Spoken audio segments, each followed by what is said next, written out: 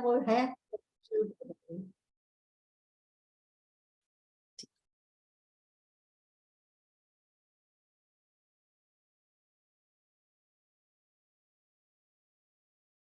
सकल सुमंगल दायक रघुनायक गुणगान, सादर सुनहित तरही भव सिंधु बिना जल जान। जय सीता राम चरण रति मोरे, अनुदिन बढ़ऊ अनुग्रह तोरे। चरणों को धोकर और सारे परिवार सहित स्वयं उस जल चरणोदक को पीकर पहले उस महान पुण्य के द्वारा अपने पितरों को भव सागर से पार कर फिर आनंद पूर्वक प्रभु श्री रामचंद्र जी को गंगा जी के पार ले गया। निषाद राज और लक्ष्मण जी सहित श्री सीताराम जी और वेट, कहाँ से पढ़ रहे हो? वी डिड 102 लिखा है ना? हमने 101 कर लिया था, 102 के नीचे पढ़ते हैं। 102 के नीचे से 102 के बाद पढ़ना है। हाँ जी प्लीज। फिर रघुकुल के स्वामी श्री रामचंद्र जी ने स्नान करके पार्थिव पूजा की और शिव जी को सिर नवाया।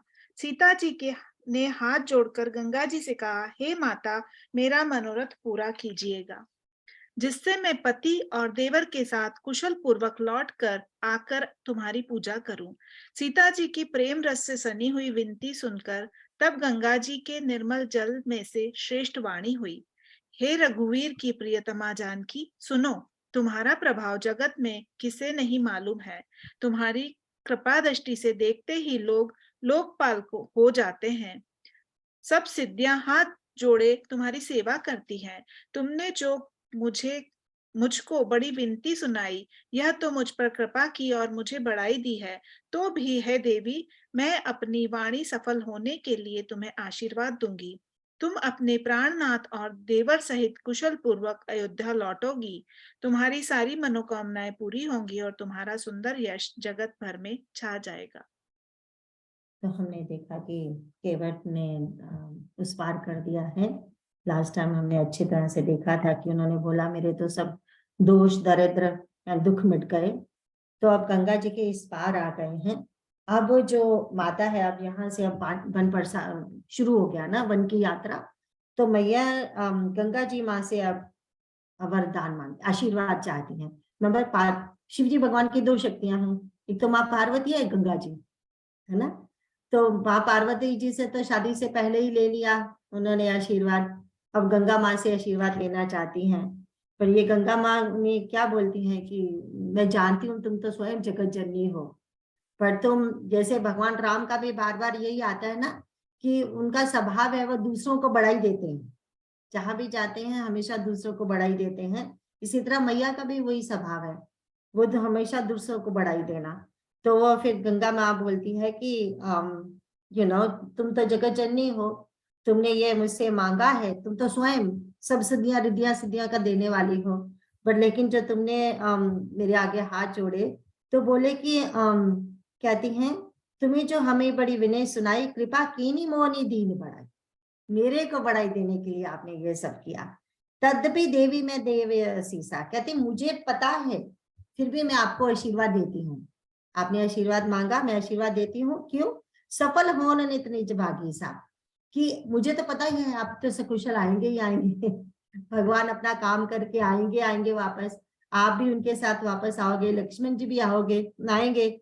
पर मेरा क्या होगा, मैं जब आशीर्वाद दे दूंगी तो उससे क्या होगा, मेरी वाणी, कहते हैं कि मेरी वाणी, कहते सफल होने, मेरी वाणी सफल हो जाएगी कि जो मुंह से निकला वो सच हुआ, जो गंगा मैया ने आशीर्वाद दिया था वो सच हुआ।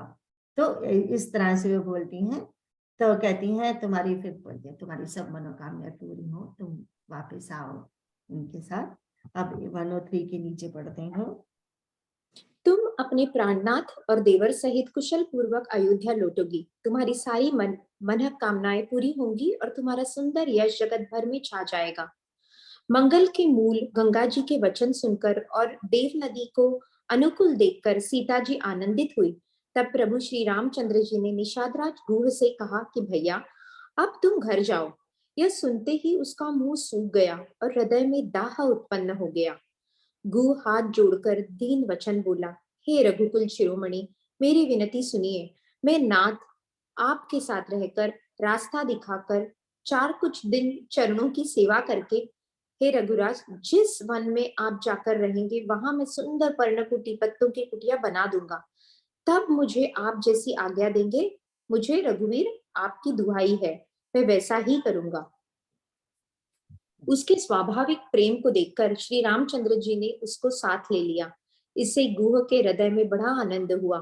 फिर गुह निषादराज ने अपनी जाति के लोगों को बुला लिया और उनका संतोष करा के तब उनको विदा किया। तब प्रभु श्री रघुनाथ जी, गणेश जी और शिव जी का स्मरण करके तथा गंगा जी को मस्तक नवाकर सखा निषाद राज, छोटे भाई लक्ष्मण जी और सीता जी सहित वन को चले। तो अब हम देखते हैं कि हमने देखा था, कुछ ऐसा लग रहा है कि मैं कुछ भूली हूँ। हाँ, मैं क्या भूली हूँ, मैंने पहले ही चौपाई भूल गई थी पिछले वाले। ऐसा उन्होंने वहां लिखा था कि तब मंजन करी रघुनाथा, पूजी पार्थिव नायो माथा। तो क्या पार्थिव कौन से किसकी पूजा की भगवान ने? तब शिव जी भगवान जी की पूजा की थी। तो पार्थिव को बोलते हैं कि मिट्टी से उन्होंने शिवलिंग बनाए। एंड ऐसे एक मेन शिवलिंग होता है, फिर दूसरे शिवलिंग होते हैं, तो 11 रुद्र बनाए जाते हैं। तो ये जो मेन है, ये जो हमारा रामचरितमानस से जो प्रसाद मिला है हमें नॉर्थ इंडिया को, कि शिव भगवान एंड राम में विष्णु एंड शैवों की दुश्मनी नहीं, इसी वजह से। क्योंकि जगह जगह आप देखेंगे रामचरितमानस जब तक जिंदा रहेगा तो ये कभी भी शिव काची विष्णु काची नहीं बनने देगा। ठीक है, तो हम देखते हैं कि यहाँ पे इसीलिए नॉर्थ में कभी अलग अलग बस्तियां नहीं बनी। मुझे तो यहाँ आने के बाद पता चला था कि मैं तो छोटे टाउन से थी। तो ना ही वैष्णवों में शिवों में ऐसे मारपीट हुई है। तो ये हमारे तुलसीदास जी की ही कृपा है। सो जब तक ये हमारा रामचरितमानस रहेगा, अमर रहेगा, तब तक नॉर्थ में तो कभी शिवाओं में शैवों में एंड वैष्णवों में झगड़ा नहीं होगा। एंड तो हम देखते हैं कि भगवान हमें एक सूत्र भी देते जा रहे हैं। क्या सूत्र देते जा रहे हैं? साधन बताते हैं कि कैसे साधना करनी चाहिए।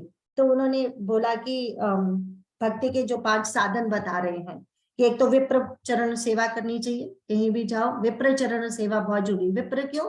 क्योंकि वो ही ज्ञानी है ना, ज्ञान देने वाले हैं। दूसरा सत्संग, ऑलवेज सत्संग। तीसरा नाम जप, एंड चौथा जो हरि भजन। तो एंड शिव पूजा, शिव उपासना, जो ये शिव उपासना में ये सारी की सारी चीजें आ जाती हैं। तो अब हम नीचे 103 के नीचे पढ़ेंगे। एंड अब हम देखा कि वो उतर गए हैं इधर पार। अब गुरु को भगवान जी बोल रहे हैं कि आप वापस चले जाओ अब, क्योंकि उसके भी अभी भी, ये तो एक कश्ती में तो ये लोग बैठे थे, और कश्तियां भी तो उसके भी तो और बंदे आए थे ना उधर। तो वो प्रार्थना कर रहे हैं कि 4 को दिन और रहने दो मुझे।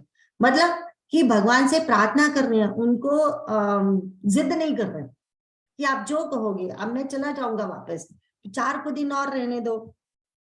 क्योंकि कहते हैं आपको रास्ता नहीं आता जंगलों का, आप पर्णकुटी बनाने में मुझे सहायता करने दो, बस मैं अपने आप ही वापस आ जाऊंगा 4 दिनों में। तो कहते हैं ये जो मल्लाह जाति है ना, ये सचमुच में वो कुटियां बनाने में बहुत एक्सपर्ट है। ऐसे मैं खंडानंद सरस्वती जी का पढ़ रही थी, तो कहते हैं ब्रज में कोई बड़ा भारी उत्सव किया जा रहा था, उसके लिए कितने हजार लोगों का वो चाहिए था कैंप, जिसके ऊपर ये छत बनानी है। तो कहते हैं ये मल्लाह बुलाए गए थे, कितने 1000 मल्लाह बुलाए गए थे जिन्होंने फिर ये बनाया था। दे आर उनकी जाति इसमें एक्सपर्ट है बनाने में। तो उसके बाद कहते हैं कि तब भगवान जी ने ठीक है चलो, बोले कि चलो, क्योंकि ये साफ हृदय का बंदा भेज देंगे उसे, हम देखेंगे पूरे 4 दिनों के बाद ही वापस भेज देंगे। तो उसको कहते हैं कि ठीक है। एंड यहाँ कितना सुंदर है ना, गो के हृदय में बड़ा आनंद हुआ। फिर निषाद राज ने अपनी जाति के लोगों को बुला लिया और संतोष कराकर उनको विदा की। कि जाति वाले लोगों को लगा होगा कि कहीं हमारा राजा भी वहीं अब 14 वर्ष वनवास में ना रह जाए। तो उनको बोला तुम चिंता मत करो, उनको संतोष दिलाया कि नहीं नहीं डोंट वरी, मैं आ जाऊंगा, मुझे भी पता है भगवान मुझे रहने नहीं देंगे। तो ये कह रहे हैं। तो अब वो आगे चलते हैं, अब 104 के नीचे बढ़ेंगे। उस दिन पेड़ के नीचे निवास हुआ। लक्ष्मण जी और सखा गुर ने विश्राम की सब सुव्यवस्था कर दी। प्रभु श्री रामचंद्र जी ने सबसे प्रातः काल की सब क्रियाएं करके जाकर तीर्थों के राजा प्रयाग के दर्शन किए। उस राजा का सत्य मंत्री है, श्रद्धा प्यारी स्त्री है और श्री वेणी माधव जी सरीखे हितकारी मित्र हैं। 4 पदार्थों धर्म अर्थ काम और मोक्ष से भंडार भरा है और वह पुण्यमय प्रांत की उस राजा का सुंदर देश है। प्रयाग क्षेत्र प्रयाग क्षेत्र ही दुर्गम मजबूत और सुंदर गढ़ किला है, जिसको स्वप्न में भी पाप रूपी शत्रु नहीं पा सके हैं। संपूर्ण तीर्थ ही उसके श्रेष्ठ वीर सैनिक हैं, जो पाप की सेना को कुचल डालने वाले और बड़े रणधीर हैं। गंगा यमुना सरस्वती का संगम ही उसका अत्यंत सुशोभित सिंहासन है। अक्षय वट छत्र है, जो मुनियों के भी मन को मोहित कर लेता है। यमुना जी और गंगा जी की तरंगे उसके श्याम और श्वेत चंवर हैं, जिनको देखते ही दुख और दरिद्रता नष्ट हो जाती है। पुण्यात्मा पवित्र साधु उसकी सेवा करते हैं और सब मनोरथ पाते हैं। वेद और पुराणों के समूह भाट हैं, जो उसके निर्मल गुण गानों का बखान करते हैं। हाँ, तो हम अब देखते हैं कि भगवान प्रयागराज की तरफ पहुंच गए हैं। अब प्रयागराज की महिमा भगवान स्वयं उसका महात्म्य सुना रहे हैं। तो कहते हैं कि प्रयागराज पहुंचे तो एक प्रयागराज बोला, सारे तीर्थों का राजा जो है वह प्रयागराज। लेकिन एक राजा जो होता है उसके 7 अंग होते हैं, हमने पहले भी देखा, एक राज्य के 7 अंग होते हैं। राजा होना चाहिए, फिर देश होना चाहिए, किस देश का राजा है, मंत्री होने चाहिए, उसके सहयोगी होने चाहिए, अच्छी पत्नी होनी चाहिए, क्योंकि उसके बाद भी तो आगे चाहिए ना संतान। तो फिर उसके बाद वो कहते हैं धन कोश होना चाहिए। ऐसा नहीं है राज्य अगर उसके पास गरीब राज्य तो कोई राजा फिर कर नहीं सकता ना, तो राज्य अमीर भी होना चाहिए, वहां महान धन कोश होना चाहिए। एंड फिर उसमें सेना होनी चाहिए। तो ये सब चीजें होनी चाहिए। तो आप देखेंगे कि भगवान उसी को एक एक करके गिना भी रहे हैं। मंत्री को हमेशा सबसे पहले लिया जाता है। कहते हैं कि किसी वजह से कोई राजा हार भी अगर जाता है, लेकिन ही हैज उसके स्मार्ट अगर मंत्री हैं, जो मंत्री बड़े समझदार हैं, तो वो अपने राज्य को वापस पा लेगा। तो दैट मीन्स उसके मंत्री इज द मेन इंपॉर्टेंट। तो कितना जरूरी है मंत्रियों को चुनना, है ना। तो अब कहते हैं, तो वो बोले उस राजा का, जो प्रयाग राजा है उसका मंत्री कौन है? सत्य। सत्य ही उसका मंत्री है। एंड फिर उसकी पत्नी कैसी है? श्रद्धा। श्रद्धा है उनकी पत्नी। एंड फिर बोले कि दोस्त मित्र कैसे हैं? तो उसमें आता है कि देखो उनके दोस्त मित्र हैं ये श्री माधव जी। माधव जी कौन? माधव जी किसको बोलते हैं? जो माधव, माँ मानी लक्ष्मी, धव मैंने जो पति, लक्ष्मी जी के पति को माधव बोलते हैं, है ना। तो वो माधव कौन है? तो माधव जी इसके हितकारी मित्र हैं।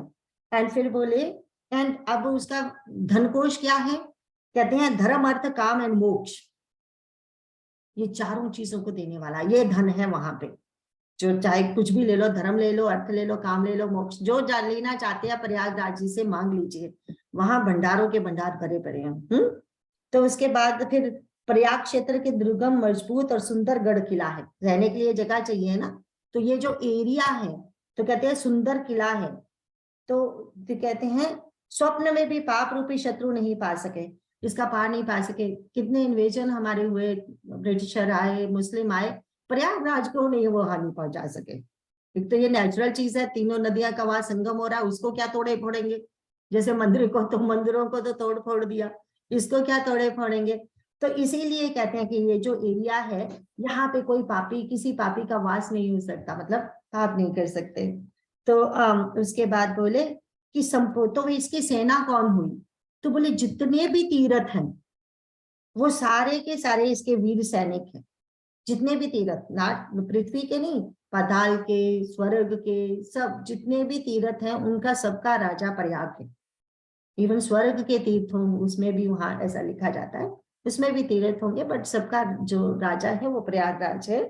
तो यहाँ पे गंगा यमुना सरस्वती जी का मिलन हो रहा है।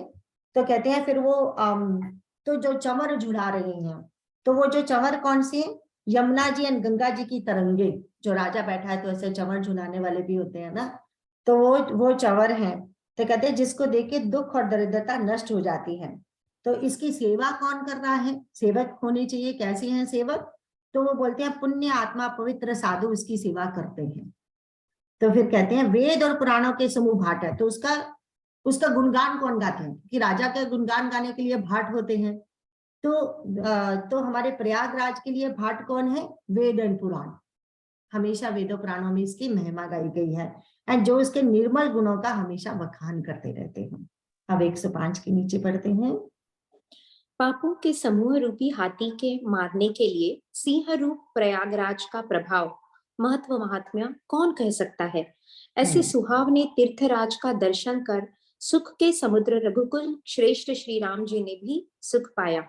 उन्होंने अपने श्रीमुख से सीता जी, लक्ष्मण जी और सखा गुह को तीर्थराज की महिमा कहकर सुनाई।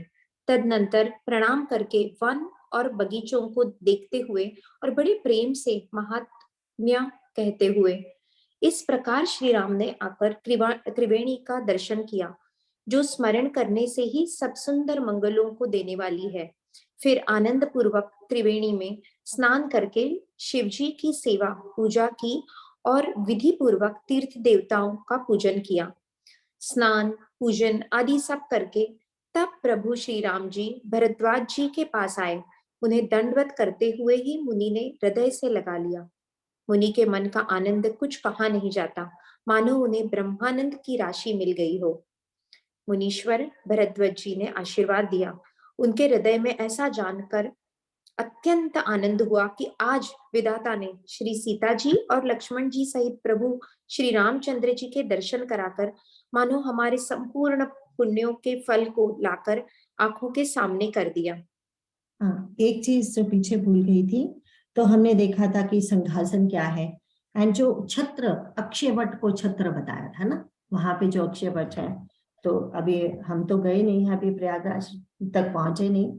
अभी अखंडानंद सरस्वती जी का पढ़ रहे थे, वो बोले कि आजकल जो पंडित तुम्हें प्रयागराज पे जाओ तो वो दिखाते हैं ये अक्षय वट है, एक लकड़ी सी रखी हुई है, उसके ऊपर कपड़ा डाल के कहते हैं ये अक्षय वट है, वहां पूजा कर लो। बट बोले जो रियल अक्षय वट है वो नदी के किनारे, ऐसा लगता है कि सचमुच वो नदी में जैसे गिरने वाला हो, बिल्कुल उसके पास है वो जो रियल अक्षय वट है। एंड फिर यहाँ पे हम देखते हैं कि भगवान, अच्छा तो भगवान प्रयागराज का ये महिमा यहाँ पे सुना रहे हैं। तो रिमेम्बर ये वही अक्षय वट है, जैसे हमने पहले भी कितनी बार बताया था ना कि अक्षय वट ये कौन सा है, जहाँ पे हमारे मार्कंडेय ऋषि जी को भगवान कृष्ण के छोटे से बेबी के रूप में दर्शन हुए। जो रिमेम्बर एक हमेशा एक हम देखते हैं बेबी कृष्ण ही है, एंड वो अपने पैर का अंगूठा चूस रहे हैं, एक पत्ते के ऊपर बैठे हुए हैं। तो हमने वो कथा कितनी बार देखी है ना कि मार्कंडेय ऋषि जी ने एक बार भगवान को दर्शन हुए तो बोले मैं आपका वो रूप देखना चाहता हूँ, आप प्रलय कैसे करते हैं। तब फिर उनको ऐसे कहते 2-3 दिन बाद कुछ ऐसे हुआ, इतना भयंकर वो आ गया फ्लड, एवरीवेयर पानी पानी, एंड वो उनको सब कुछ बह गया, एवरीथिंग। वो भी पानी में गोते लगा रहे हैं, कितने भयंकर जलचर हैं। फिर उनको समझ नहीं आ रही, ऐसा लग रहा है कितना टाइम बीत गया तड़पते उनको पानी में। एंड फिर दूर से कहीं वृक्ष नजर आया तो वो उसकी तरफ भागे गए, तो एक पत्ते पे छोटा सा बेबी बैठा हुआ है, अपना पैर का अंगूठा चूस रहा है मजे में। तो ये जैसे ही उसके तरफ गए हैं तो वो मुस्कुराया है, इनके अंदर चले गए मार्कंडेय ऋषि। तो उन्होंने सारे ब्राह्मण को देखा, भगवान का रूप देखा। तो ये वही अक्षय वट कहते हैं। इसका कभी जब जब भी धरती पे प्रलय भी हुआ है तो वो अक्षय वट का कभी नाश नहीं होता, इसीलिए उसको अक्षय वट बोला। एंड दूसरी बात, जब हम बालकांड पढ़ रहे थे तो वहां पे ये प्रयागराज तो बोला ना कि एक ही जगह स्थित रहने वाला तीर्थ स्थान है, लेकिन जो महान तीर्थ स्थान कौन है? जो संत होते हैं, जो जंगम प्रयागराज है। वहां उन बड़ी बड़ी तब आप भूल गए होंगे कितनी लंबी चौड़ी हमने व्याख्या की थी, गंगा जमुना सरस्वती जी क्या है, अक्षयवट क्या है। फिर कभी मौका मिलेगा तो करेंगे, आज नहीं, बट वो हमने पहले बालकांड में वैसे किया है। तो वो सो वहां पे अक्षयवट किसको बोला गया है? वट विश्वास, जो वट विश्वास, जो हमारे अंदर का जो विश्वास है उसको अक्षयवट बोला गया है। तो तो ये देखने वाला है। तो अब हम देखते हैं कि उन्होंने अब यहाँ पे उनका तीर्थ राज की बड़ाई कर रहे हैं, महात्म्य सुना रहे हैं। क्यों सुना रहे हैं? ये भी एक सूत्र दे रहे हैं भगवान जी। रिमेंबर हमने पहले भी देखा था, गंगा जी के किनारे भी गए तो वो कहीं भी किसी भी तीर्थ स्थान में कभी जाओ, सबसे पहले उसका महात्म्य सुन लो जरूर, क्योंकि अगर महात्म्य सुनने के बाद देखो उन्होंने स्नान वगैरह किया, नहीं तो फिर हमें वो इसका इसका राजकोष क्या है, अभी अभी पढ़ा था ना, धर्म अर्थ काम एंड मोक्ष राजकोष है। कुछ भी ले लो, अब यहाँ आते हो उनसे जो मर्जी मांग लो वो तुम्हें देगा प्रयागराज। लेकिन रिमेंबर उसके मंत्री कौन है? सत्य है, एंड उसकी पत्नी कौन है? श्रद्धा है। अगर हमारे पास सत्य एंड श्रद्धा नहीं है तो कितने भी हम गोते लगा लें प्रयागराज में भी कहीं भी, तो हमें कुछ नहीं मिलने वाला। इन चारों चीजों में से कुछ भी नहीं मिलेगा, है ना।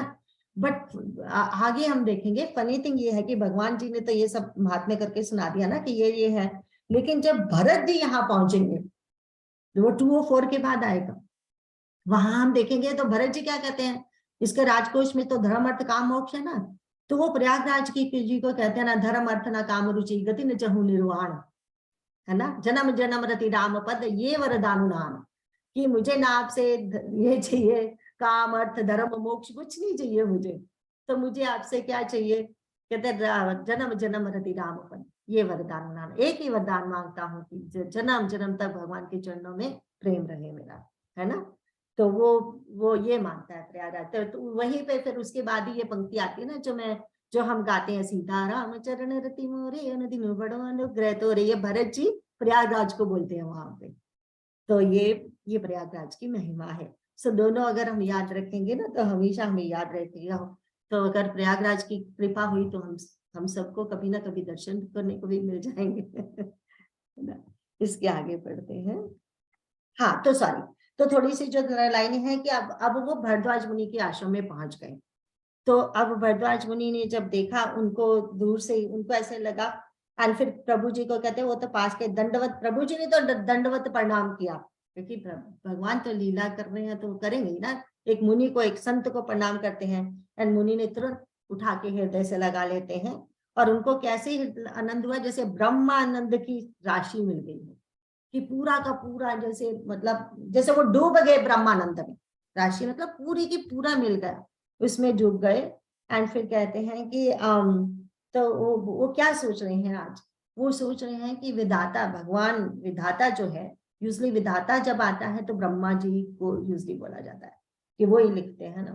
तो कहते हैं आज जो विधाता ने क्या किया, हमारे सारे पुण्य फल को लाके हमारे आंखों के सामने कर दिया, जो ये राम सीता लक्ष्मण जी हैं। तो इसके आगे भी देखते हैं वह क्या बोलेंगे, और आगे वाली पंक्तियों में फिर ये स्तुति कर रहे हैं भरद्वाज मुनि जी तो भगवान की। तो ये कहते हैं पुनर्वसु नक्षत्र की स्तुति है, ये शुरू होगी आज सफल तपो तीर्थ राजू, तो सॉरी तीर्थ त्यागु, यहाँ से जो हम चौपाइयां पढ़ने वाले हैं ना हिंदी, तो यहाँ से शुरू होगी आज सफल तप तीर्थ त्यागो, एंड ये खत्म होगी यहाँ से नीचे तक, यहाँ पे 107 के नीचे जो चौपाई दूसरी है, 100 बड़ 100 सब गुण गण गेहूं जही मुनि सादर देहूं, ये वाला मुनि रघुवीर परस्पर नभी वचन आगो तो स्तुति अनुभव, यहाँ पे खत्म हो। ठीक है, ये 7वीं स्तुति आती है जो भारद्वाज मुनि जी ने की थी, नक्षत्र इसका पुनर्वसन। ये छोटी सी स्तुति है। अब हम 106 के नीचे पढ़ते हैं। कुशल पूछकर मुनिराज ने उनको आसन दिए और प्रेम सहित पूजन करके उन्हें संतुष्ट कर दिया। फिर मानो अमृत के ही बने हों ऐसे अच्छे अच्छे कंद मूल फल और अंकुर लाकर दिए। सीता जी, लक्ष्मण जी और सेवक गुण सहित श्री रामचंद्र जी ने उन सुंदर मूल फलों को बड़ी रुचि के साथ खाया। इंदु जी आप म्यूट कर लीजिए। थकावट दूर होने से श्री रामचंद्र जी सुखी हो गए। तब भरद्वाज मुनि ने उनसे कोमल वचन कहे, हे राम, आपका दर्शन करते ही आज मेरा तप, तीर्थ सेवन और त्याग सफल हो गया। आज मेरा जप, योग और वैराग्य सफल हो गया, और आज मेरे संपूर्ण शुभ साधनों का समुदाय भी सफल हो गया। लाभ की सीमा और सुख की सीमा प्रभु के दर्शन को छोड़कर दूसरी कुछ भी नहीं है। आपके दर्शन से मेरी सब आशाएं पूर्ण हो गई। अब कृपा करके यह वरदान दीजिए कि आपके चरणों में मेरा स्वाभाविक प्रेम हो। जब तक कर्म, वचन और मन से छल छोड़कर मनुष्य आपका दास नहीं हो जाता, तब तक करोड़ों उपाय करने से भी स्वप्न में भी वह सुख नहीं पाता। तो दीदी आप जरा ये कर लीजिए, अनम्यूट प्लीज। हो पा रहा है आपसे? तो अगर मैंने कर दिया। गीता, या ठीक है, थैंक यू, थैंक यू। हाँ जी, तो अब हम देखते हैं कि भारद्वाज मुनि बहुत प्रसन्न होते हैं। तो पहले उन्होंने आसन दिए, षोडश पूजा की, एंड देन अब उन्हें अच्छे कंदमूल फल और अंकुर ला कर दिए। एंड अब सबने गुह समेत सबने खाए हैं। तो अब यहाँ से आज सुफल तप तीरथ त्यागो। अब हम देखेंगे कि जो भारद्वाज मुनि है ना, ये कर्मकांडी ऋषि हैं। और कर्मकांडी ऋषि को जो आजकल के कर्मकांड हम यूज करते हैं ना, कर्मकांडी शब्द हम काइंड ऑफ निम्न के लिए यूज करते हैं कि ये कर्मकांडी ब्राह्मण है। तो ये कर्मकांडी का मतलब ये कि जो वेदों में जैसे लिखा गया है कि कब कैसे करना चाहिए, बार बार उनका अनम्यूट करना है। तो ये जो तीर्थ सेवन कैसे करना चाहिए, जैसे जितने भी साधन लिखे गए हैं वेदों में, तो हमारे भारद्वाज मुनि जी उसमें एक्सपर्ट हैं। मतलब वो भक्ति के लिए क्या करना चाहिए, ज्ञान के लिए क्या करना चाहिए, तो ये सब चीजें जो शुभ कर्म है उसके लिए क्या करना चाहिए, ये सारे के सारे रास्तों में वो एक्सपर्ट हैं। इसीलिए हम देखेंगे 3 डिफरेंट ऋषियों से भगवान ने कुछ कुछ पूछा है। भारद्वाज मुनि से अभी पूछेंगे हमें मार्ग बताइए आगे जाने का। ठीक है, मार्ग मतलब क्योंकि भारद्वाज मुनि इज एक्सपर्ट इन दीज, हर साधन में वो एक्सपर्ट है, that's their expertise, I mean his expertise. इसीलिए उनसे मार्ग पूछेंगे। उसके बाद वाल्मीकि जी से पूछेंगे, क्योंकि वाल्मीकि जी ने रामायण लिखी है ना। रामायण मीन आयन मीन घर, राम जी का घर। तो जो वाल्मीकि जी है वो घर बनाने में एक्सपर्ट है। तो उनसे पूछेंगे मैं कहाँ जाके रहूं, कहाँ जाके हम घर बनाए। एंड जो इन द एंड में आके अगस्त्य ऋषि जी से पूछेंगे वो मंत्र दीजिए जिससे मैं रावण को मार सकूं, क्योंकि वो किस चीज में एक्सपर्ट है हमारे। जो एक से घर के लिए पूछा, एक से मार्ग के लिए पूछा, एक से मंत्र पूछा, क्योंकि हमारे अगस्त्य ऋषि जी उस सब में एक्सपर्ट है। बहुत कुछ ऐसे बोला जाता है कि उनकी कितना कुछ हम उसमें भी यूट्यूब में वो आता रहता ना कि उन्होंने तो लाइट की भी वो की थी। उस जमाने में वो बिगेस्ट साइंटिस्ट थे। He is the one who has all the knowledge of missiles and everything. तो वो बाद में ज्ञान देंगे ना भगवान जी को। तो ये क्या है हमारे जो भारद्वाज मुनि जी हैं, ये कर्म कांड में निपुण है। ठीक है, कर्म कांड में निपुण। तो तभी कहते हैं आज सुफल तप तीर्थ त्यागो। तो बोले कि मेरे ये राम आपका दर्शन करते ही आज मेरा तप तीर्थ सेवन त्याग सफल हो गया। अब हम तीर्थ सेवन प्रयागराज में गए, गंगा जी के दर्शन गए। कभी भी हम इंडिया में जाएं, मंदिर जो हम उस दिन अपनी वैसे क्लास में भी बात हो रही थी, तीर्थ यात्रा के लिए जब हम जाते हैं किसी मंदिर में भगवान के दर्शन करने के लिए, तो पहले देखना है कि व्हाट वाज अवर मोटिव जाने का। क्या सचमुच भगवान के दर्शन करने हैं, या फिर जैसे हम जाते हैं तो हमें पता है कि हर साल जब हम जाते हैं जो हमारी कुल देवी है उसके दर्शन तो बहुत जरूरी है, ऐसे मैंडेटोरी। तो हम सचमुच कुल देवी के दर्शन करने की लालसा है इसलिए जा रहे हैं, और जा रहे हैं कि इसे mandatory that you have to go, है ना। क्योंकि बच्चे कहते हैं आप मंदिर ही घुमा घुमा के हमें थका देते हो, हमें और मंदिर नहीं जाना, अब ऐसे हो गया, ये वाला मंदिर जाएंगे इसके बाद नहीं जाएंगे। तो सपना तो ऐसे जिद्दी है। एक मंदिर है हमारे यहाँ, वहां पे औरतें ऊपर नहीं जाती, सिर्फ गाइस ही जाते हैं। तो बोलती है मैं पीछे बैठूंगी, मैं जाऊंगी नहीं वहां तक अगर मुझे, क्योंकि देन उन्होंने ना जैसे ऐसे पहाड़ी के ऊपर है बाबा बालानाथ जी का मंदिर, ऐसे बनाया है और सामने छत सी ऐसे बना दी है, हम लेडीज दूर से दर्शन कर सकते हैं उनके। बट जहां उनकी मूर्ति है उनको दर्शन करने जाना है, प्रसाद चढ़ाना, वो सिर्फ मेल्स जा सकते हैं।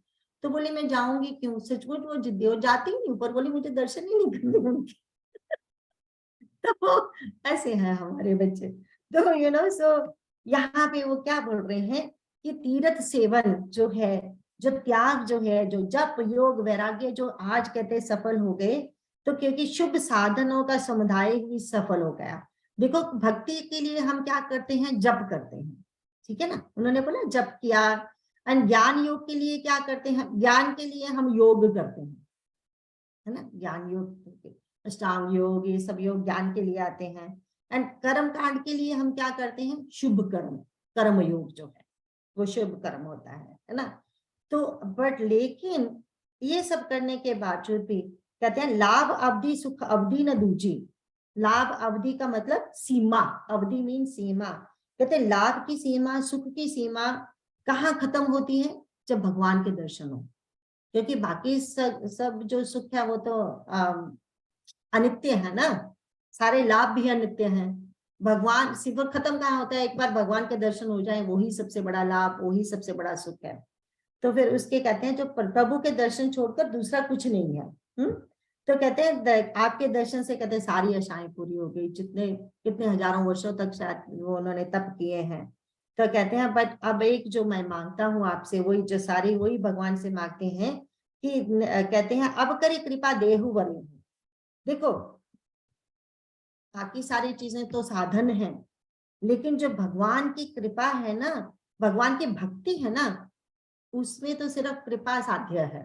या तो संत की कृपा हो या फिर भगवान की स्वयं कृपा हो। जो भक्ति ऐसे नहीं मिलती है ना, भगवान मोक्ष दे देते हैं, धर्म अर्थ काम मोक्ष वो सब दे देते हैं, तो लेकिन भक्त को तो मोक्ष नहीं चाहिए ना, जहां जन्म हरि भक्त कहाँ हो, तो वो तो बार बार जन्म चाहते हैं।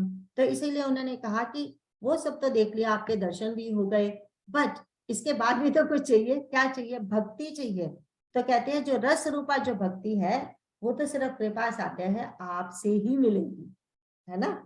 तो कहते हैं तो कहते हैं जब तक कर्म वचन और मन से छल छोड़कर मनुष्य आपका दास नहीं हो जाता, तब तक कहते हैं करोड़ों उपाय करके स्वप्न में भी सुख नहीं मिल सकता। And that is true. इसीलिए तो हम लोगों को नाइट में आते कि अगर वो वाला चीज सचमुच भगवान की कृपा नहीं होती, सचमुच भगवान के वैसे भक्त नहीं रहते, तो स्वप्न में भी वो सुख की राशि नहीं मिल सकती, है ना। तो इसके 107 के नीचे पढ़ते हैं। मुनि के वचन सुनकर उनकी भाव भक्ति के कारण आनंद से तृप्त हुए भगवान श्री रामचंद्र जी लीला की दृष्टि से सकुचा गए। तब अपने ऐश्वर्य को छिपाते हुए श्री रामचंद्र जी ने भरद्वाज मुनि का सुंदर सुयश करोड़ों अनेकों प्रकार से कहकर सबको सुनाया। उन्होंने कहा, हे मुनीश्वर, जिसको आप आदर दें वही बड़ा है और वही सब गुण समूहों का घर है। इस प्रकार श्री राम जी और मुनि भरद्वाज जी दोनों परस्पर विनम्र हो रहे हैं और अनिर्वचनीय सुख का अनुभव कर रहे हैं। यह श्री राम, लक्ष्मण और सीता जी के आने की खबर पाकर प्रयाग निवासी ब्रह्मचारी, तपस्वी, मुनि, सिद्ध और उदासी सब श्री दशरथ जी के सुंदर पुत्रों को देखने के लिए श्री भारद्वाज जी के आश्रम पर आए। श्री रामचंद्र जी ने सब किसी को प्रणाम किया। नेत्रों का लाभ पाकर सब आनंदित हो गए और परम सुख पाकर आशीर्वाद देने लगे। श्री राम जी के सौंदर्य की सराहना करते हुए वे लौटे। श्री राम जी ने रात को वहीं विश्राम किया और प्रातः काल प्रयागराज का स्नान करके और प्रसन्नता के साथ मुनि को सिर नवाकर श्री सीता जी, लक्ष्मण जी और सेवक गृह के साथ वे चले। तो अब हम देखते हैं जब भगवान की इतनी वो तारीफ कर रहे थे भारद्वाज मुनि, तो भगवान जी सकुचा गए। भगवान जी हमेशा ही जब उनकी कोई तारीफ करता है वो सकुचा जाते हैं, थोड़ा शर्मा जाते हैं। तो उन्होंने क्या किया, उल्टा भारद्वाज मुनि जी की तारीफ करनी शुरू कर दी। और उन्होंने बोला कि मैं तो कुछ नहीं हूँ, मैं तो एक दशरथ पुत्र हूँ, एक राजकुमार। तो वो लेकिन आप क्या कर रहे हैं, कहते हैं कि आप आदर दे रहे हैं, जिसको आप आदर देंगे वो अपने आप ही बड़ा बन जाएगा, है ना। आप मुझे जस्ट बड़ा ही दे रहे हैं। तो वो कहते हैं कि वही बड़ा, कहते हैं जिसको आप आदर दें वही बड़ा है, वही सभी गुणों का समूह घर है। तो वो मतलब आपके आशीर्वाद से वो अपने आप बड़ा हो जाएगा, आपके आशीर्वाद से अपने आप ही उसमें सद्गुण आ जाएंगे सारे के सारे, है ना। तो इसके बाद हम देखते हैं कि लोगों को पता चला भगवान आए हैं। तो उन्होंने लिखा, ये सुधि पाई प्रयाग निवासी, वटु तापस मुनि सिद्ध उदासी। तो चारों परिवार के जो चारों गृहस्थ आश्रम के लोग हैं वो भगवान को मिलने आए। तो हम देखते हैं बट्टू, बट्टू कौन होता है? ब्रह्मचारी, है ना। जब बट्टू उसको बोलते हैं जब ये गुरुकुल में शिक्षा लेने के लिए जाते हैं, उनको बट्टू बोला जाता है। तो ब्रह्मचारी लोग आए। उसके बाद तापस, तापस कौन हुए? वानप्रस्थ लोग, है ना, वो आए। एंड मुनि सिद्ध उदासी, एंड मुनि, जो मुनि ऑलरेडी मनन करके भगवान का उन्हें पता है। सिद्ध उदासी मतलब जो संन्यास आश्रम में है। मुनि कई सारे संन्यास आश्रम में नहीं होते जैसे भारद्वाज मुनि, बट दे आर उस हाई लेवल तक पहुंच चुके हैं। सिद्धों में ज्यादा मेनली हम ये संन्यास आश्रम वाले लेंगे। उसके बाद हम देखेंगे कि ये प्रयाग निवासी, जो प्रयाग निवासी है वो गृहस्थ आश्रम है ना। सो ये सुद्धि पाई प्रयाग निवासी मीन गृहस्थ आश्रम वाले, बच्चू मीन जो ब्राह्मण, जो ब्रह्मचारी हैं, तापस मीन वानप्रस्थ, एंड सिद्ध उदासी मीन जो उदासी बोला है वो सन्यासी लोग। ये सारे के सारे आए, किसको मिलने के लिए आए? कि देखन दशरथ सुवन सोहाय, दशरथ जी के पुत्र को मिलने के लिए आए। तो इसमें भी क्या है कि भगवान क्योंकि अपनी ऐश्वर्य को छुपा रहे हैं, तो कईयों के लिए तो सिर्फ वो दशपुत्र राम है, हर कईयों के लिए वो भगवान है। इट ऑल डिपेंड्स किस भाव में हम हैं, तो उस भाव में हमें दिख जाएंगे। तो कईयों को तो सचमुच जैसे सुंदर ब्यूटीफुल राजकुमारी दिखेंगे, है ना। तो अब इसके बाद कहते हैं, तभी कहते हैं श्री रामचंद्र जी ने सबको प्रणाम किया, सबने नेत्रों का लाभ लिया। और अब भगवान के सौंदर्य, हमने हमेशा कहा कि भगवान का सौंदर्य भी सेतु है ना, वो भी खींचता है अपनी तरफ। एंड उसके आगे भी सौंदर्य की महिमा क्यों बार बार कही जाती है, इसके आगे और पढ़ेंगे। तो उसके बाद देखते हैं कि रात को वही विश्राम करके अब नेक्स्ट डे आगे के लिए चलेंगे। अब 108 के नीचे पढ़ते हैं। चलते समय बड़े प्रेम से श्री राम जी ने मुनि से कहा, हे नाथ, बताइए हम किस मार्ग से जाएं। मुनि मन से हंसकर श्री राम जी से कहते हैं कि आपके लिए सभी मार्ग सुगम हैं। फिर उनके साथ के लिए मुनि ने शिष्यों को बुलाया। साथ जाने की बात सुनते ही चित्त में हर्षित हो कोई 50 शिष्य आ गए। सभी का श्री राम जी पर अपार प्रेम है। सभी कहते हैं कि मार्ग हमारा देखा हुआ है। तब मुनि ने चुनकर 4 ब्रह्मचारी को साथ कर दिया, जिन्होंने बहुत जन्मों तक सब सुकृत पुण्य किए थे। श्री रघुनाथ जी प्रणाम कर और ऋषि की आज्ञा पाकर हृदय में बड़े ही आनंदित होकर चले। जब वे किसी गांव के पास होकर निकलते हैं, तब स्त्री पुरुष दौड़कर उनके रूप को देखने लगते हैं।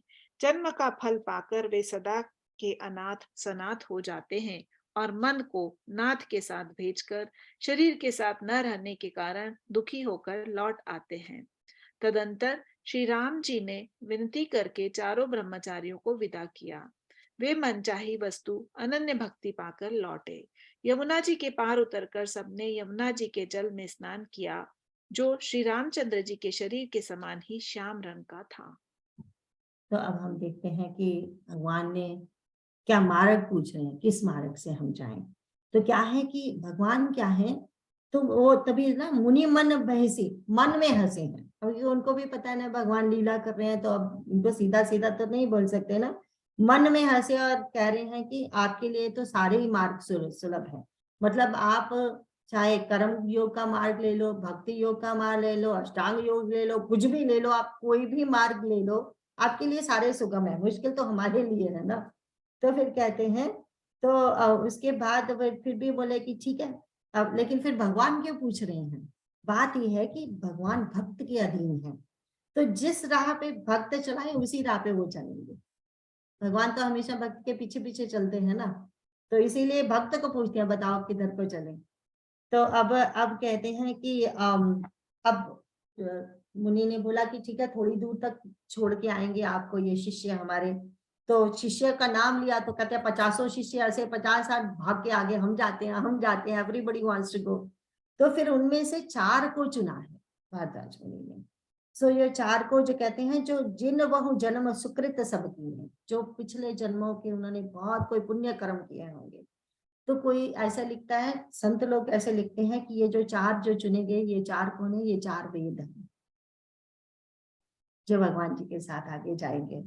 तो ऐसे बोलते हैं। एंड देन वैसे भी ऐसा बोला जाता है कि कभी भी ऐसे वन की यात्रा करनी हो तो उस यात्रा में कभी अकेले नहीं जाना चाहिए, 4-5 लोग जरूर होने चाहिए। ऐसा हमारे कहा जाता है ना कि इतने इतने घने जंगल की तरफ जाओगे तो वो अपनी अपनी ये सब का 4-5 लोगों का साथ होना क्यों जरूरी है कि समय की सुरक्षा के लिए, इसीलिए, नहीं तो एक को भी तो भेज सकते हैं ना आगे तक।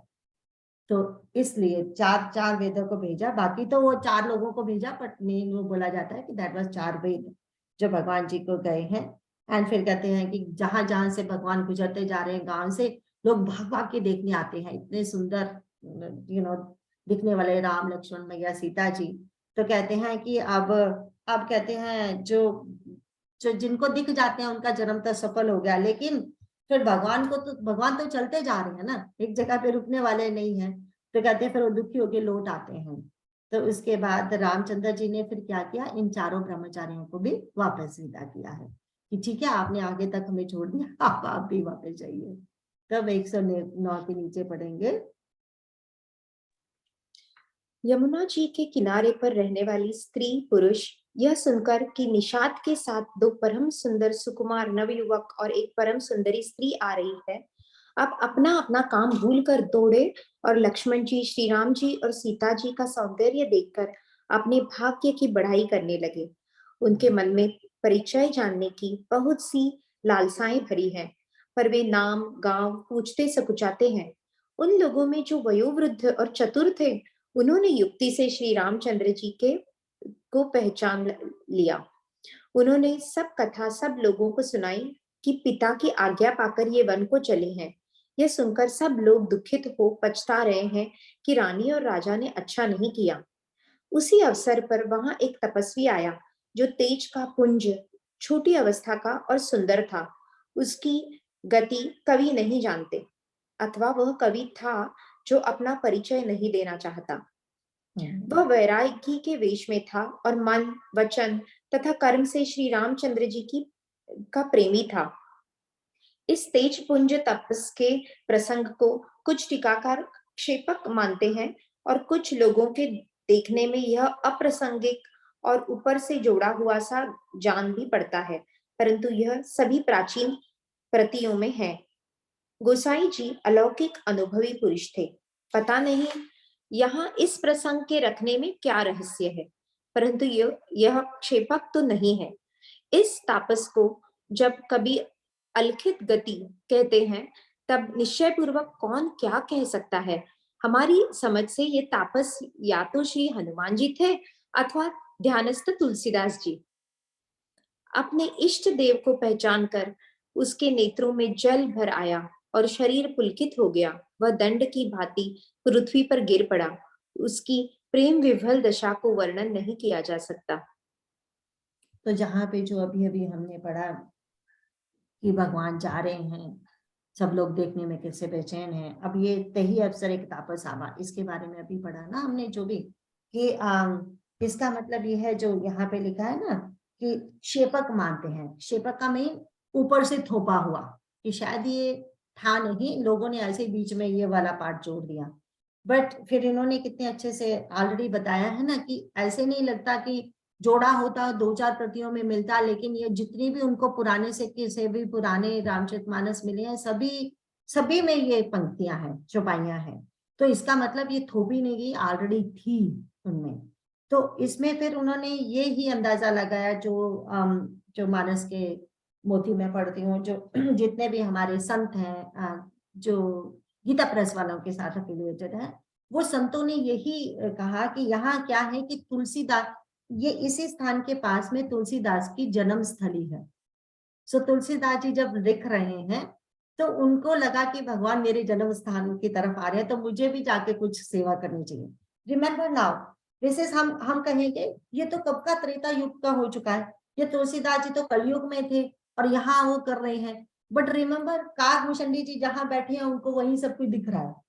तो ये बार बार तुलसीदास जी की अगर हम ये देखते हैं, किंकर जी महाराज बहुत अच्छे से समझाते हैं ये रामचरितमानस क्यों इतना पॉपुलर है। एक तो ये ऑफ कोर्स शिव जी भगवान की कही हुई कथा है, बट जो ऐसा लगता है कि तुलसीदास जी ने स्वयं सब ये अनुभव किया है, देखा है। अब जैसे तभी तो ऐसे लगा कि वो लिख रहे हैं, समाधि में हैं। एंड फिर देखा कि भगवान आए हैं, हमारे गांव की तरफ आए हैं, तो वो समाधि में ही अपने आप उनके पास मिलने उनको चले गए जहां बैठे हैं। वो तो हमें पता ही, आप कितनी बार हमने वेडनेसडे क्लास में भी अब भगवान का वो दर्शन कर रहे हैं तो देखते हैं कि मेडिटेशन में बैठे बैठे हम एक जगह से दूसरी जगह जा सकते हैं। उसमें तो जब वो वाली समाधि होती है उसमें पास्ट प्रेजेंट फ्यूचर एक हो जाते हैं, है ना। तो फिर वहां पे उन्होंने देखा कि ये और कोई नहीं तुलसीदास जी हैं। अगर कोई ये मानना नहीं चाहे तो यहाँ उन्होंने आगे लिख दिया ना, दो ही बंदे हो सकते हैं यहाँ पे, या तो हनुमान जी हो सकते हैं या स्वयं तुलसीदास जी हो सकते हैं। पर वो कहते हैं हनुमान जी से ज्यादा ऐसा लग रहा है कि तुलसीदास जी हैं। तो जो भगवान गए हैं भगवान जी को मेडिटेशन में बैठे वहां पे उन्होंने दंडवत प्रणाम किया। आगे देखते हैं फिर क्या होता है 110 के नीचे। श्री राम जी ने प्रेम पूर्वक पुलकित होकर उसको गले से लगा लिया। उसे इतना आनंद हुआ मानो कोई महादरिद्री मनुष्य पारस पा गया हो। सब कोई देखने वाले कहने लगे मानो प्रेम और परमार्थ परम तत्व दोनों शरीर धारण करके मिल रहे हैं। फिर वह लक्ष्मण जी के चरणों लगा। उन्होंने प्रेम से उमंग कर उसको उठा लिया। फिर उसने सीता जी की चरण धूलि को अपने सिर पर धारण किया। माता सीता ने भी उसको अपना छोटा बच्चा जानकर आशीर्वाद दिया। फिर निषाद राज ने उसको दंडवत की। श्री रामचंद्र जी का प्रेमी जानकर वह उस निषाद से आनंदित होकर मिला। वह तपस्वी अपने नेत्र रूपी दोनों से श्री राम जी की सौंदर्य सुधा का पान करने लगा और ऐसे आनंदित हुआ जैसे कोई भूखा आदमी सुंदर भोजन पाकर आनंदित होता है। इधर गांव की स्त्रियां कह रही है, हे सखी कहो तो वो माता पिता कैसे हैं जिन्होंने ऐसे सुंदर सुकुमार बालकों को वन में भेज दिया। श्री राम जी, लक्ष्मण जी और सीता जी के रूप को देखकर सब स्त्री पुरुष स्नेह से व्याकुल हो जाते हैं। तब श्री रामचंद्र जी ने सखा गुह को अनेकों तरह से घर लौट जाने के लिए समझाया। श्री रामचंद्र जी की आज्ञा को सिर चढ़ाकर उसने अपने घर को गमन किया। तो हम देखते हैं कि वो जो आया है तपस्वी तो भगवान जी को प्रणाम कर रहा है। तो भगवान जी ने भी पुलकित होकर उसको हृदय से लगा लिया। एंड कहते हैं उसे लगा कि महादरिद्री पारस पा गया हो। पारस को हमें पता है, पारस मणि जो लोहे को सोना बनाती जाती है। तो इसके बाद हम देखते हैं कि उन्होंने लक्ष्मण जी को प्रणाम किया। देखो माता सीता जी के पांव नहीं छुए, उनकी पांव की धूली को सिर पे चढ़ा लिया। कितना महत्व देते हैं यहाँ पे वो देखो माँ को, है ना। केवल उनको लगता है कि इनके चरण छूने का भी मैं यह योग्य नहीं हूँ, तो क्या है किस योग्य हूँ, इनकी चरण धूलि को सिर पे लगा लो बस। तो वो उस माता जी ने भी छोटा बच्चा जानकर उनको आशीर्वाद देती हैं। एंड फिर कहते हैं निषाद राज ने अब इनको प्रणाम किया। तो बार बार हम देखते हैं कि जो बहुत सारे लोग जो क्रिटिसाइज करते हैं तुलसीदास जी को कि जहां जहां देखो ये बस ब्राह्मणों की तारीफ करते रहते हैं, ब्राह्मण ब्राह्मण ब्राह्मण उनका राग लगाते रहते हैं क्योंकि ये स्वयं भी ब्राह्मण है तो ये उसमें जाति पात में बहुत विश्वास रखते हैं।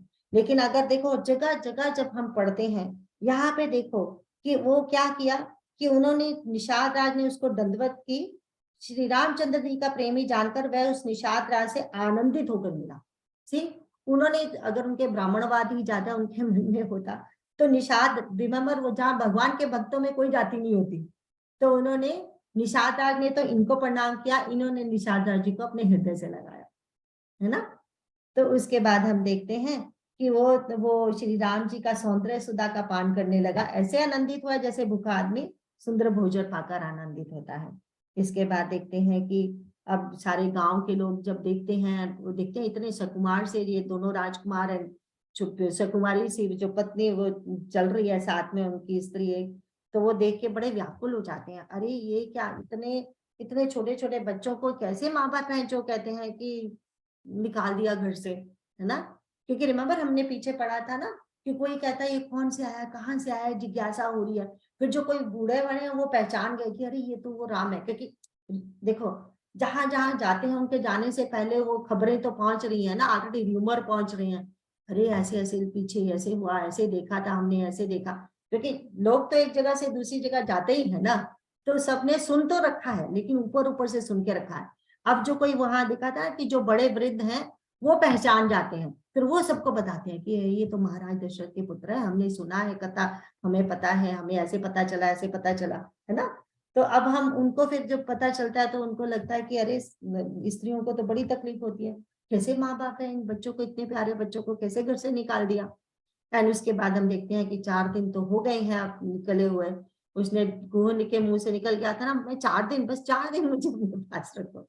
भगवान ने भी 4 दिन ही रखा, अब उसको कह रही है तुम जाओ। और उसने वादा किया था ना भगवान से, आप जब मुझे भेजोगे मैं चला जाऊंगा, तो वो भी फिर अब जिद नहीं करता, and he goes back, right. तो अब इसके आगे बढ़ते हैं। फिर सीता जी, श्री राम जी और लक्ष्मण जी ने हाथ जोड़कर यमुना जी को पुनः प्रणाम किया और सूर्य कन्या यमुना जी की बढ़ाई करते हुए सीता जी सहित दोनों भाई प्रसन्नता पूर्वक आगे चले। रास्ते में जाते हुए उन्हें अनेकों यात्री मिलते हैं। वे दोनों भाइयों को देखकर उनसे प्रेम पूर्वक कहते हैं कि तुम्हारे सब अंगों में राज चिन्ह देखकर हमारे हृदय में बड़ा सोच होता है। ऐसे राज चिन्हों को होते हुए भी तुम लोग रास्ते में पैदल ही चल रहे हो। इससे हमारी समझ में आता है कि ज्योतिष शास्त्र झूठा ही है। भारी जंगल और बड़े बड़े पहाड़ों का दुर्गम रास्ता है, जिस पर तुम्हारे साथ सुकुमारी स्त्री है। हाथी और सिंहों से भरा यह भयानक वन देखा तक नहीं जाता। यदि आज्ञा हो तो हम साथ चलें। आप जहां तक जाएंगे वहां तक पहुंचाकर फिर आपको प्रणाम करके हम लौट आवेंगे। इस प्रकार वे यात्री प्रेमवश पुलकित शरीर हो और नेत्रों में प्रेम अश्रुओं का जल भरकर पूछते हैं, किंतु कृपा के समुद्र श्री रामचंद्र जी कोमल विनय युक्त वचन कहकर उन्हें लौटा देते हैं। इसमें जो इनमें जो मेन विशेष बात है वो जो कहते हैं, कोई कोई जब ज्योतिषी देखते हैं ना उनको, तो उनके जो चिन्ह है, माथे के चिन्ह, हाथों के चिन्ह, वो चिन्हों से भी तो ये लोग कहते हैं ना, हस्त रेखा से पहचान जाते हैं, मस्तिष्क रेखा से पहचान जाते हैं ये लोग। तो वो देख के कहते हैं कि इनको तो ये जो चिन्ह जो हमने अपने ज्योतिष शास्त्र में पढ़े हैं, उसमें तो इन्हें तो सम्राट होना चाहिए, नॉट ओनली जस्ट राजा। इन चिन्हों से तो इनको किसी राज्य, मतलब बड़े राज्य का सम्राट होना चाहिए। ये जंगल में ऐसे कैसे घूम रहे हैं? तो वो परेशान हो रहे हैं कि जो जो आज दिन तक हमने पढ़ा वो क्या झूठ है, क्या हमारे ज्योतिष शास्त्र झूठ है? जिनके चिन्ह ये बता रहे हैं वो तो वन में ऐसे तपस्वियों की तरह घूम रहे हैं, पर उनको ये नहीं पता ना, ये तो सचमुच सम्राटों के भी सम्राट है। ये स्वयं भगवान है, दैट्स व्हाई उनके वो चिन्ह है। बट उनको तो वो दशरथ पुत्र एक राजकुमार दिखते हैं ना, इसीलिए उनको लगता है कि ये ज्योतिष शास्त्र कैसे हमारा झूठा हो गया। अब 112 के नीचे पढ़ेंगे। जो गांव और पूर्वे रास्ते में बसे हैं, नागों और देवताओं के नगर उनको देखकर प्रशंसा पूर्वक ईर्ष्या करते और ललचाते हुए कहते हैं कि किस पुण्यवान ने किस शुभ घड़ी में इनको बसाया था, जो आज ये इतने धन्य और पुण्यमय तथा परम सुंदर हो रहे हैं। जहां जहां श्री रामचंद्र जी के चरण चले जाते हैं, उनके समान इंद्र की पुरी अमरावती भी नहीं है। रास्ते के समीप बसने वाले भी बड़े पुण्यात्मा हैं। स्वर्ग में रहने वाले देवता भी उनकी सराहना करते हैं। जो नेत्र भरकर सीता जी और लक्ष्मण जी सहित घनश्याम श्री राम जी के दर्शन करते हैं, जिन तालाबों और नदियों में श्री राम जी स्नान कर लेते हैं, देव सरोवर और देव नदियां भी उनकी बड़ाई करती है। जिस वृक्ष के नीचे प्रभु जा बैठते हैं, कल्प वृक्ष भी उसकी बड़ाई करते हैं। श्री रामचंद्र जी के चरण कमलों की रज का स्पर्श करके पृथ्वी अपना बड़ा सौभाग्य मानती है। रास्ते में बादल छाया करते हैं और देवता फूल बरसाते और सिहाते हैं। पर्वत, वन और पशु पक्षियों को देखते हुए श्री राम जी रास्ते में चले जा रहे हैं। अब हम देखते हैं कि ये जो यहाँ पे जो लिखा है ना कि जयपुर गांव वसी मगमाही तिनी नागसुर नगर सिंहाही। नाग ऐसा बोला जाता है कि पताल में जो जिन नगरों में नाग रहते हैं उनका ऐश्वर्य तो इंद्र की अमरावती से भी ज्यादा है। अब लेकिन वो नागपुर एंड इवन जो इंद्र है अपना उनकी पूरी अमरावती, वो सब ये देख के हैरान हो रहे हैं कि भगवान जहां पैदल चल के जा रहे हैं वो किसने बसाए, किस ब्रह्म मुहूर्त से बसाए होंगे। हमें भी अपना देश ऐसे ही ब्रह्म मुहूर्त से बसाना चाहिए था ना, जब किया उसकी नींव रखी। क्योंकि देखो अब वहां तो पैदल चल के, हमारे तो अमरावती में भी भगवान ऐसे पैदल चल के नहीं आते है ना, हमें तो दर्शन करने ही नहीं मिलते उनके। और यहाँ तो भगवान पैदल, यहाँ तो जंगली ट्राइब्स हैं, यहाँ इस तरह के भी मनुष्य नगर में बस रहे हैं, पर बीच बीच में कितनी जंगली ट्राइब्स हैं, हर जगह पे भगवान पैदल चल चल के जा रहे हैं। तो कितने पुण्य इन लोगों ने किए होंगे, या कितने पुण्य वो छोटे छोटे गांव जो, तभी कहते हैं ना, जो गंगा यमुना सरस्वती, वो कह रही है जिस इवन छोटे से पूल में, पान में भगवान ने स्नान कर लिया, उसकी महिमा कितनी बढ़ गई, है ना। जिस छोटी नदी जिसको कोई जानता नहीं, भगवान ने स्नान कर लिया, कितनी उसकी महिमा बढ़ गई। और कहते हैं जिस वृक्ष के नीचे भगवान बैठ गए, वो कल्प वृक्ष कहता है ये तो मेरे से भी भाग्यशाली है, भगवान मेरे नीचे तो कभी नहीं बैठे, है ना। तो वो सब बातें हो रही हैं कि अब ये कहते हैं धरती धरती प्रसन्न हो रही है भगवान के चरण कमलों की रज से, चरण कमल उनको मिल रहे हैं, बादल छाया कर रहे हैं, एंड ये देवता लोग फूल बरसा रहे हैं। तो ये राम जी कहते हैं, तो वन और पशु पक्षियों को ये देखते हैं राम जी आगे चलते जा रहे हैं, आगे बढ़ते हैं, एक हो जाता है। सीता जी और लक्ष्मण जी सहित श्री रघुनाथ जी जब किसी गांव के पास जा निकलते हैं, तब उनका आना सुनते ही बालक, बूढ़े, स्त्री, पुरुष सब अपने घर और काम काज को भूलकर तुरंत उन्हें देखने के लिए चल देते हैं। श्री राम, लक्ष्मण और सीता जी का रूप देखकर, नेत्रों का परम फल पाकर वे सुखी होते हैं। दोनों भाइयों को देखकर सब प्रेमानंद में मग्न हो गए। उनके नेत्रों में जल भर आया और शरीर पुलकित हो गए। उनकी दशा वर्णन नहीं की जाती, मानो दरिद्रों ने चिंतामणि की ढेरी पाली हो। वे एक एक को पुकार कर सीख देते हैं कि इसी क्षण नेत्रों का लाभ ले लो। कोई श्री रामचंद्र जी को देखकर ऐसे अनुराग में भर गए हैं कि वे उन्हें देखते हुए उनके साथ लगे चले जा रहे हैं। कोई नेत्र मार्ग से उनकी छवि को हृदय में लाकर शरीर, मन और श्रेष्ठ वाणी से शिथिल हो जाते हैं, अर्थात उनके शरीर, मन और वाणी का व्यवहार बंद हो जाता है। कोई बड़ की सुंदर छाया देखकर वहां नरम घास और पत्ते बिछाकर कहते हैं कि क्षण भर यहाँ बैठकर थकावट मिटा लीजिए, फिर चाहे अभी चले जाइएगा, चाहे सवेरे। आगे बढ़ते हैं। कोई घड़ा भरकर पानी ले आते हैं और कोमल वाणी से कहते हैं, नाथ आचमन तो कर लीजिए। उनके प्यारे वचन सुनकर और उनका अत्यंत प्रेम देखकर दयालु और परम सुशील श्री रामचंद्र जी ने मन में सीता जी को थकी हुई जानकर घड़ी भर बड़ की छाया में विश्राम किया। स्त्री पुरुष आनंदित होकर शोभा देखते हैं। अनुपम रूप ने उनके नेत्र और मनों को लुभा लिया है। सब लोग टकटकी लगाए श्री रामचंद्र जी के मुख चंद्र को चकोर की तरह तन्मय होकर देखते हुए चारों ओर सुशोभित हो रहे हैं। श्री राम जी का नवीन तमाल वृक्ष के रंग का श्याम शरीर अत्यंत शोभा दे रहा है, जिसे देखते ही करोड़ों कामदेव के मन मोहित हो जाते हैं। बिजली से रंग के लक्ष्मण जी बहुत ही भले मालूम होते हैं। वे नख से शिखा तक सुंदर हैं और मन को बहुत भाते हैं। दोनों मुनियों के वलकल आदि वस्त्र पहने हैं और कमर में तरकस कसे हुए हैं। कमल के समान हाथों में धनुष बाण शोभित हो रहे हैं। उनके सिरों पर सुंदर जटाओं के मुकुट हैं। वक्ष स्थल, भुजा और नेत्र विशाल हैं और शरद पूर्णिमा के चंद्रमा के समान सुंदर मुखों पर पसीने की बूंदों का समूह शोभित हो रहा है। एक और पढ़ लेंगे, तो ये विश्राम तक आज इसे खत्म कर देंगे। उस मनोहर जोड़ी का वर्णन नहीं किया जा सकता, क्योंकि शोभा बहुत अधिक है और मेरी बुद्धि थोड़ी है। श्री राम, लक्ष्मण और सीता जी की सुंदरता को सब लोग मन, चित्त और बुद्धि तीनों को लगाकर देख रहे हैं।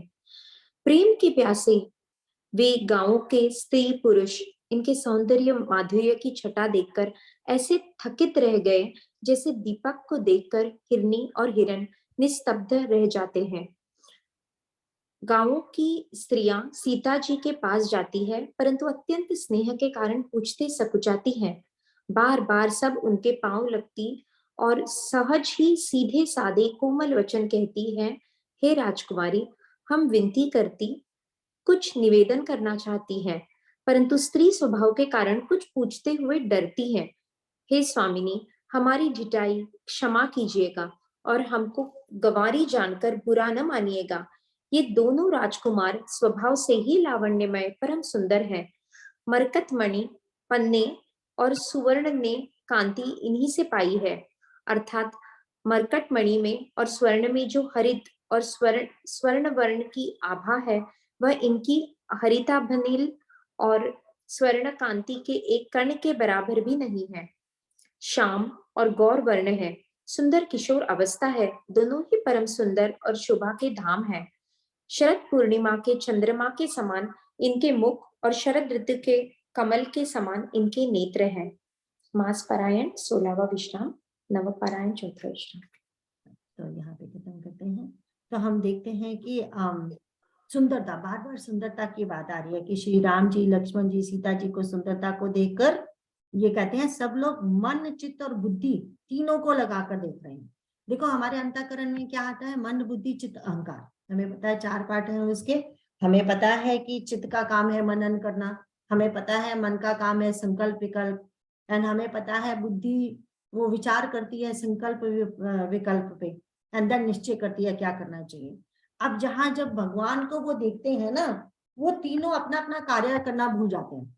जैसे हम हैं तो हमारे सारे वो चारों जने, अभी हम बैठे तो यहाँ हैं, चारों अपना अपना काम करने भाग रहे हैं, जैसे इतने बिजी हैं। मन कुछ और सोच रहा है, चित्त कुछ और सोच रहा है, बुद्धि कुछ और सोच रही है, अहंकार अपना वो फन लगा के बैठा है, सारे अपने काम में बहुत व्यस्त हैं। लेकिन जैसे ही भगवान जी को देखा, सारे बैठ गए कि कोई काम सूझा ही नहीं अब कुछ की, ना तो मन को संकल्प विकल्प सूझ रहा है, ना चित्त को कुछ मेमोरी में याद है ऐसे पता ही नहीं, और ना जो हमारा ना चित्त मनन नहीं कर रहा ना, एंड जो ना हमारी बुद्धि, अगर संकल्प विकल्प ही नहीं हो रहे तो बुद्धि विचार किसके ऊपर करेगी, संकल्प विकल्प के ऊपर ही करती है ना।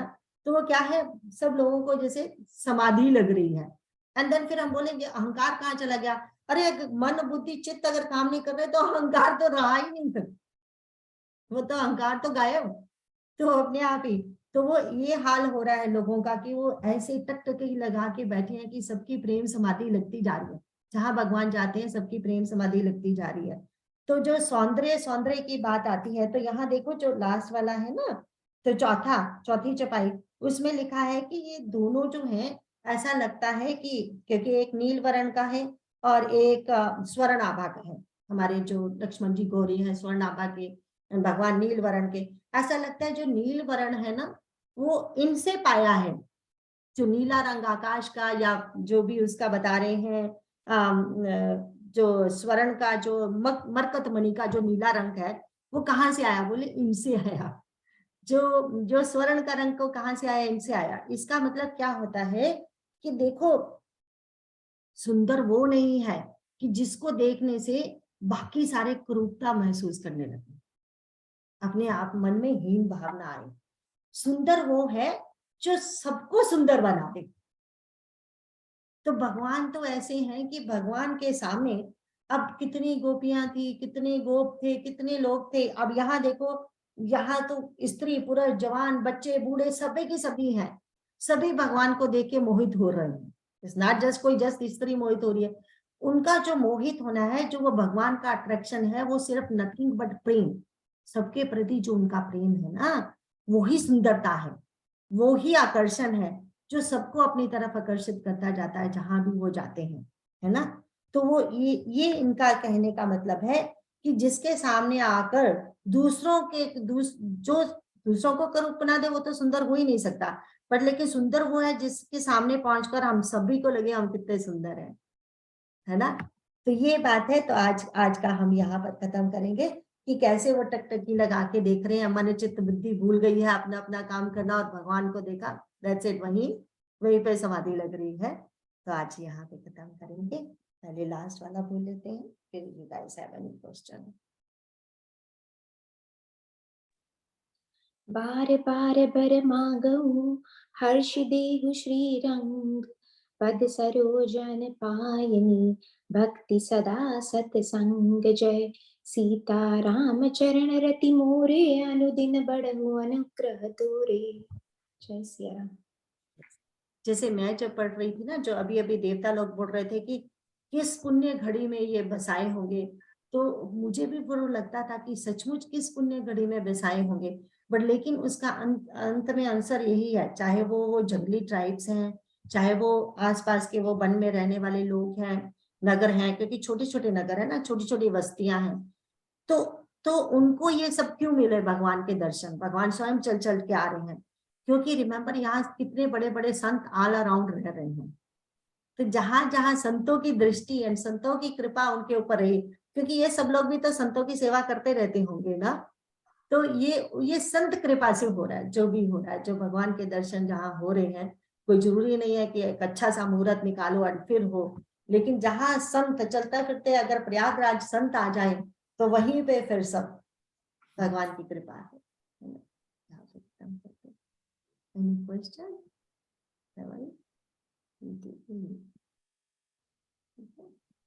राम राम। श्री राम। बहुत सुंदर हुआ आज। श्री राम। श्री राम बेटा। श्री राम भाभी, बहुत ही अच्छा, बहुत सारी नई चीजें पता चली जो है बहुत अच्छा, मतलब लग रहा है कि डिसीजन अच्छा किया ज्वाइन करके ना सेशन। आप सबकी कृपा से मेरा भी हो जाता है। हाँ, हमारा भी हो जाता है। सबसे बड़ी बात मतलब सबका भी हो पहले जाता तो हम वैसे ही पढ़ते थे ना, है। भगवान तो की कृपा। हर बार एक नई चीज सुन